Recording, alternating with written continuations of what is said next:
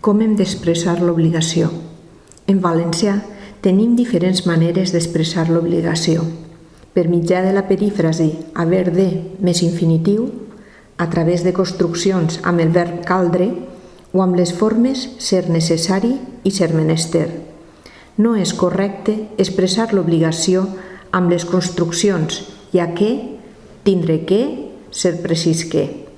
Vegem-ne uns quants exemples.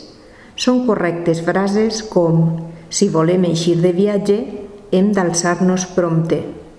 Si volem eixir de viatge, cal que ens alcem prompte.